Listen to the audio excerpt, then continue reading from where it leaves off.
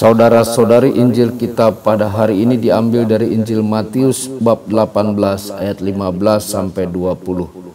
Sekali peristiwa Yesus bersabda kepada murid-muridnya, "Apabila saudaramu berbuat dosa, tegurlah dia di bawah 4 mata. Jika ia mendengarkan nasihatmu, engkau telah mendapatnya kembali. Jika ia tidak mendengarkan dikau, bawalah seorang atau 2 orang lain, supaya atas keterangan 2 atau 3 orang saksi perkara itu tidak disangsikan. Jika ia tidak mau mendengarkan mereka, sampaikanlah soalnya kepada jemaat. Dan jika ia tidak mau juga mendengarkan jemaat, pandanglah dia sebagai orang yang tidak mengenal Allah atau seorang pemungut cukai. Aku berkata kepadamu, sungguh apa yang kalian ikat di dunia ini akan terikat di surga, dan apa yang kalian lepaskan di dunia ini akan terlepas di surga. Dan lagi aku berkata kepadamu, jika 2 orang di antaramu di dunia ini sepakat meminta apapun, permintaan mereka itu akan dikabulkan oleh Bapa-Ku yang di surga. Sebab di mana ada 2 atau 3 orang berkumpul demi namaku, aku hadir di tengah-tengah mereka." Demikianlah sabda Tuhan. Terpujilah Kristus.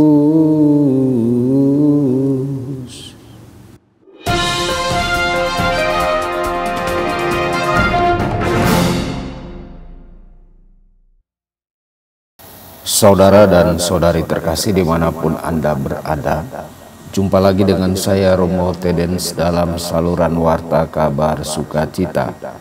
Semoga Anda semua dimanapun berada senantiasa dalam keadaan sehat dan bahagia. Injil hari ini adalah bagian dari pembahasan yang lebih besar yang mencakup perumpamaan sebelumnya tentang domba yang hilang.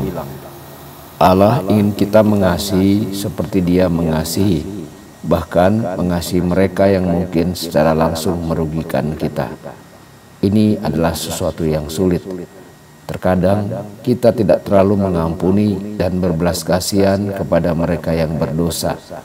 Kita dapat dengan mudah memandang rendah mereka dan membayangkan bahwa kita jauh lebih baik daripada mereka, atau kita dapat menjadi tidak sabar karena mereka tidak seperti kita.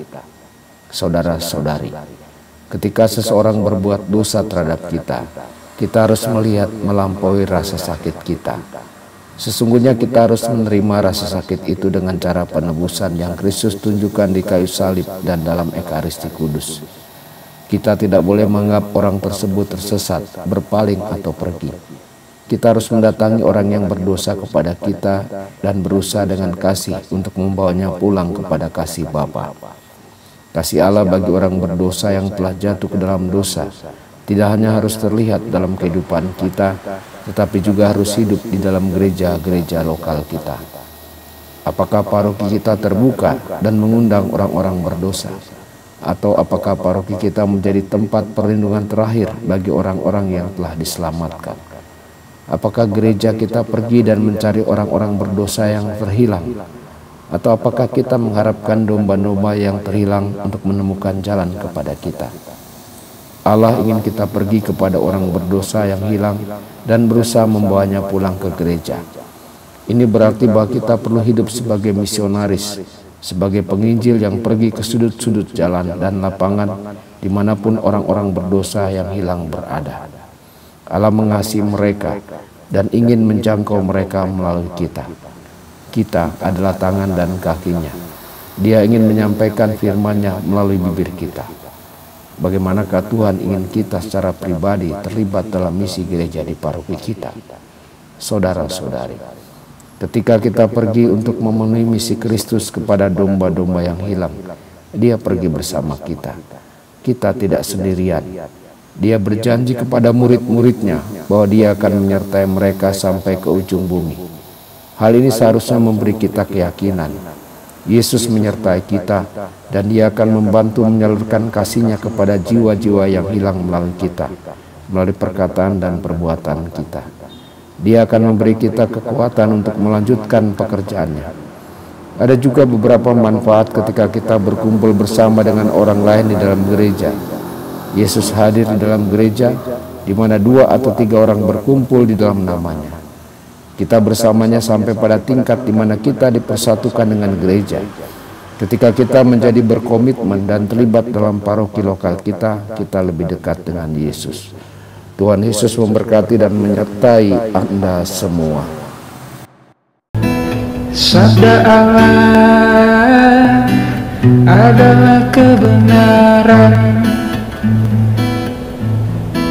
Sabda Allah adalah kehidupan. Mari kita mencintainya, mari kita menghayatinya. Ya Tuhan yang ku muliakan, sabdamu angkat resahku. Mari kita menghayatinya di dalam